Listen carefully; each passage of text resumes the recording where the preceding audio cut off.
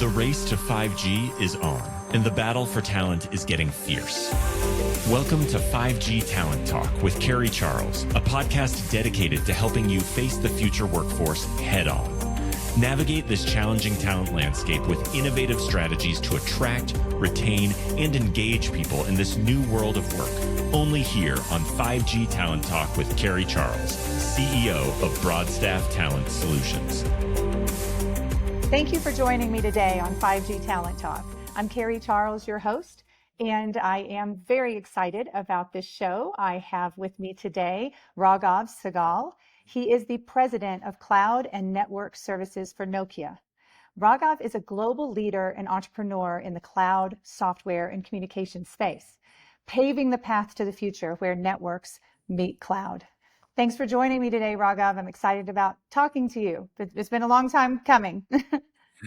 Pleasure, Carrie. It's good to be on your podcast, and thank you for the opportunity.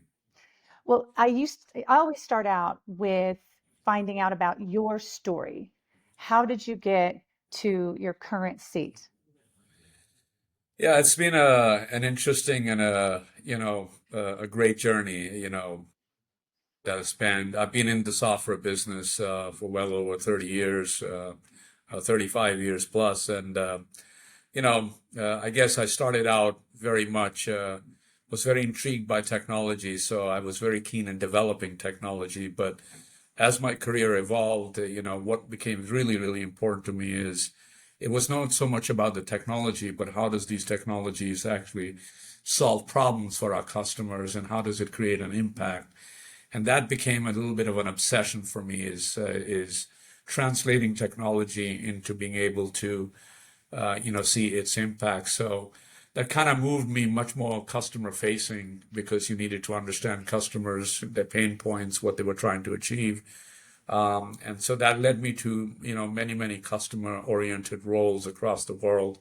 And then over time, those roles led into managing larger, businesses, and then onto the position that I hold right now is running the software business for Nokia. And so, the journey has really accomplished, all the way starting out, in my home country, India, as a software developer, and through the ranks, having great, opportunities working with great companies and people, to currently managing the business at Nokia. So it's been a very interesting road. Well, let's get right into it. We will talk about 5G. In your view, where is the industry today with 5G after multiple years of deploying this new technology? And also, how is this fitting with market expectations? Yes, I think that's, if you look at 5G, we've been kind of on this journey for, 5 to 6 years at this point in time. 5G came about maybe a year or two earlier than we had anticipated. And part of that was led, with China and the US accelerating the deployment of 5G. And as such, if you look at today, we have almost 260 operators that have actually deployed 5G in over 100 countries. And these are GSMA figures, as that we are quoting here. And, even, there are still regions that are still in the midst of deploying 5G, and it's markets like Latin America that has just started the deployments of 5G. So if you look at the world, it's been kind of a journey where the US and China kind of took the lead, and then other markets followed. So, in aggregate, if you look at it, the evolution, in the United States, there's already been several billions of dollars actually being spent on 5G. And like in any G, there's a fast ramp up of spending, a lot of investment on 5G. And then there comes this a little bit of a down curve where you have to, after deploying the technologies, to start to monetize that technology. And so I think we're still early in that curve, and ourselves, I think the advantages that 5G will bring are just beyond connectivity. Connectivity will improve significantly, but a lot more of capabilities will be delivered by 5G that can be used by industries and enterprises and consumers, across the board, which will enhance the digitalization journey of each of these areas. And so we're still very bullish about 5G. I think, the market expectation, my view is, we always, have a higher set of expectations, but there's a reality that these things do take time. We see traffic growing, almost 4 to 10 times, by the end of the decade. So there's a lot of still, growth to be had, and a lot of use cases to be developed.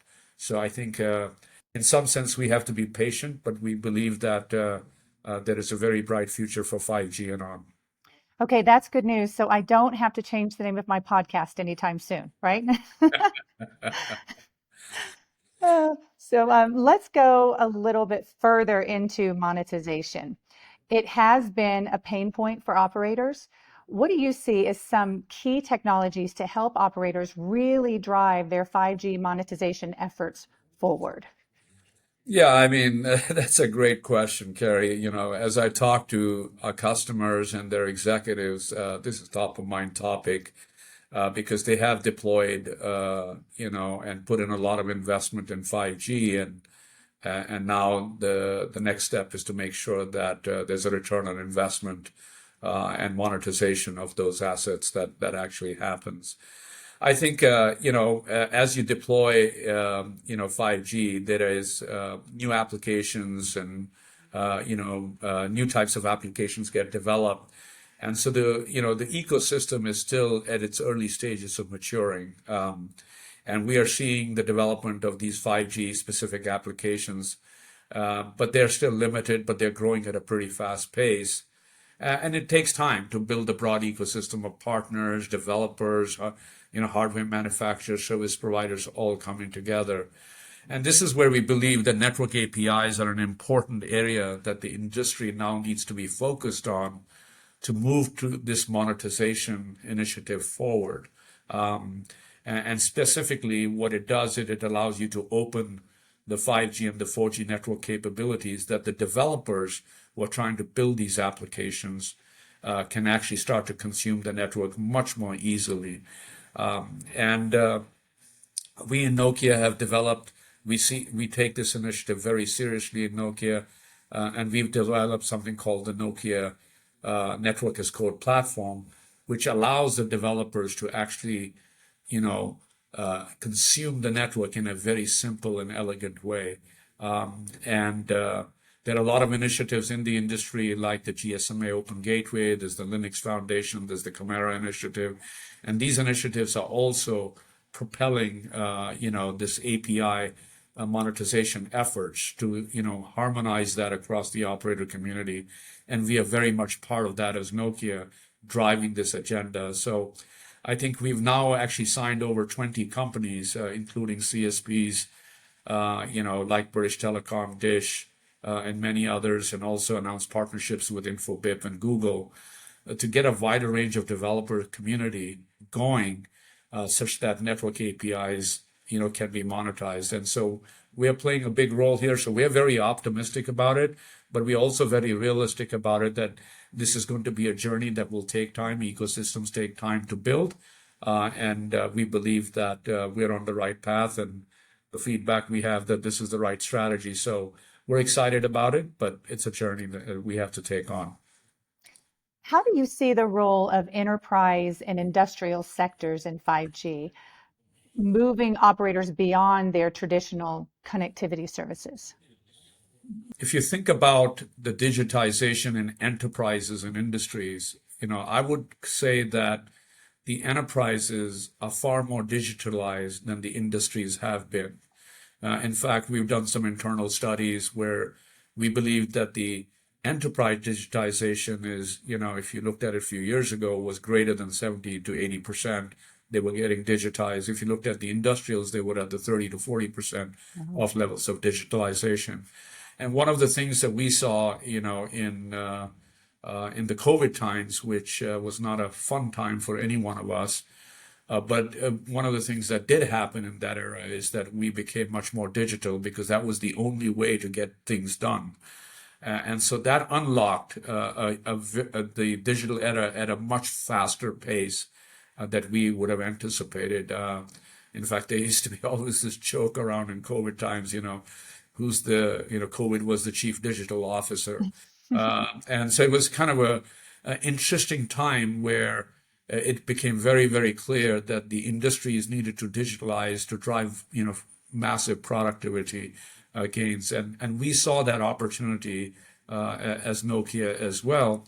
And this is why we started to build private networks for the industries themselves, which was going to be very, very relevant. And we've taken a leadership position in the market on that because that industrial digitalization was very important, but it was just not about connectivity. What was very important for us to realize that this was about bringing an ecosystem that when you go into an industry, you go into a port or mine, this thing, it's just not about connectivity. That's just a use case, but it is how you bring devices in a mine with the applications, with the people working in the mine, and connect all those pieces together. So we moved a strategy in the industrial side very much to a platform strategy of bringing this ecosystem together to drive the digitization journey. And today, we've actually, got almost 760 private net wireless customers that are actually driving this. So it's not only 5G capabilities, but we're delivering 4G capabilities because Wi-Fi did have its limitations of what it could do in terms of giving deterministic performance. But we also provide the Wi-Fi capabilities in our platform. So, it's any access. You could do Wi-Fi, Bluetooth, fixed. You can do 4G, 5G. And depending on the use cases, it uses the appropriate access method. So this is something that we feel is a very key part. And this digitization of industries actually has an economic impact on countries. So we feel very good about the opportunity, which is scaling at a pretty fast pace. But we also feel good that we are a very strong participant in this journey of digitization. So, how are regulatory developments and 5G spectrum allocation policies impacting the competitive landscape and investment strategies of operators? The regulatory landscape surrounding 5G spectrum is a very critical factor. I think, we've got to talk about spectrum availability and cost. These directly impact the operator's ability to deploy and scale their 5G. You're putting a lot of money in licenses, so it puts a strain on the financial resources, and it can sometimes even create an uneven environment, for the operator, large operators versus smaller ones, and so on and so forth. So it's essential that allocation policies really are designed to promote a level playing field that encourage investment in 5G, across the board. So that's number one. I think spectrum distribution, which is making sure that uneven spectrum distribution can sometimes influence market dynamics and service capabilities. And so, making sure that regulatory frameworks should, provide a fair and equitable spectrum allocation to foster a vibrant 5G ecosystem. And that's an important piece. From a global perspective, we've seen examples around the world, where high spectrum costs and uneven distribution can actually cause concerns. So it's crucial for governments to really consider the long-term impact of the spectrum policies as it relates to the broader digital economy, because this is going to play a very big part of driving the digital economy, and that impacts the country, it impacts the productivity and the GDP of a country. So I think there's an important role to play.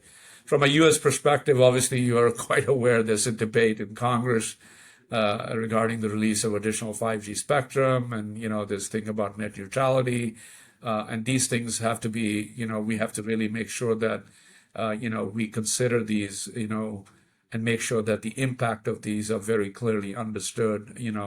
And as a leading provider of 5G technology, we Nokia are really committed to make sure that we work with the governments and industry stakeholders to ensure that these spectrum policies promote a robust and competitive 5G ecosystem. And that's important for us. And we believe that a well-defined and transparent, regulatory framework is really, really essential for maximizing the benefits of 5G for consumers and businesses and society as a whole, Let's talk a little bit about leadership. What is your leadership style at a high level, and how do you apply it to really to motivate diverse cross-functional teams and also to foster a culture of innovation and resilience? Yeah. I think it starts with making sure that, you have to consider yourself not being an expert in everything and being a person that is always trying to learn. And because we are in a world of technology that is moving very, very fast. Technology developments happen at a pretty rapid pace. And so you've got to have a very learning mindset constantly. And I think the biggest handicap as you get a lot of experience is experience becomes the handicap because you have to kind of shed that and learn new things as you go forward in the markets that we believe in. I think it starts with making sure that you set a very clear strategy and direction. And it's important to put out what you're going to do and what you're not going to do. And what you're not going to do sometimes is the part that we don't do very well because we want to do everything. And being very, very clear of what is not going to be something that is not our core competency so that we don't spend time and allocate resources to that is very, very important. So having a strategy where there's clarity of where you have a right to play and a right to win and areas that you should, not consider is a very important aspect that you have to get out. And then what you have to be able to do is to be excellent in these areas and strive to create an environment where really people feel very open. They feel fearless. And there's this notion of empowerment. And when you give empowerment, you have to make sure that people understand that they're accountable. And so you can't give accountability if you don't give them empowerment. But if you give them empowerment, you have to ensure that they know that they're accountable for it. And people make better decisions when they're accountable for it, and we have to trust them with that. And, second is really, I've really spent my career in the tech industry. And one of the things that, as I talked about earlier, is the only status quo that I know of is change. And I encourage that in the organization. We want to make sure that we're agile, we're adaptable, we're constantly trying to understand customers and market movements to make sure that we don't get, we've got to have a very clear strategy, but we've got to make sure that we keep fine tuning that, real time to make sure that we are sensing what is happening in the market to solve problems, etc. And I think the inspiration, at the end of the day, while you have to be very clear, you've got to have a very strong innovation mindset. And to me, I'm always inspired by, seeing people overcome challenges. And so one really quick example, if I can. Yes. We are working with, for example, a Crystal House, which is it's a nonprofit organization that is a global organization, but we're working with their units out in Bangalore and India, as well as in Mexico City. And, this institution is, geared towards getting people who are, very underprivileged in terms of what they have available to them. But they bring them into this environment of a school from the age of 5 or 6 or 7, where they have nothing. They've come from broken families and homes and don't have the opportunity, and they groom them and educate them through this foundation. And we and Nokia got involved with them, and most recently we recruited 11 people from the organization, 8 women and Oh, I love three that. guys. And what was interesting was when I went to their school, and all these kids were there, and with smiling faces, et cetera, et cetera. And they introduced me as, this is Raghav, president of Nokia Cloud and Network Services, and he's out here to come and inspire you. And quite frankly, after I had seen what I had seen, it wasn't me inspiring them. It was me getting inspired by them. For what they had overcome as their challenges was nothing compared to what we were dealing with over here. So I think, this is where, I think there's goodness in everybody. People always say that, hey, Raghav, you were lucky you had some good people working for you. I said, no, that's not the case. I think every person has the ability to move from good to great. You just as a leader have to figure out how to create the motivation environment and mentoring capabilities to help them, exploit those capabilities and become strong leaders in the organization. So, but it finally comes back to that you have to be very humble yourself to say that you don't know it all, and you learn from these people. And when they have the opportunity to share and teach you as well, they feel respected and wanted, and they drive, with a higher degree of motivation. So it's a lot of things, and, having been in a leadership position for a long time, I still feel there's a lot more I can learn and get better at. So continuous betterment, I think, is always a good ambition to keep in line, and making sure that you don't get ahead of yourself, because there's always things you can learn and get better at. Words of wisdom, Raghav. Thank you so much for coming on the show. It's been wonderful. I've learned a lot. Thank you for listening to another informative episode of 5G Talent Talk, brought to you by RCR Wireless News, Telecom Careers, and Broadstaff Talent Solutions. As we advance into the future, we promise to bring you the resources you need to navigate this ever-changing landscape of 5G to help you attract, retain, and engage people in this new world of work. To access the show notes or leave a review, visit broadstaffglobal.com. Until next time.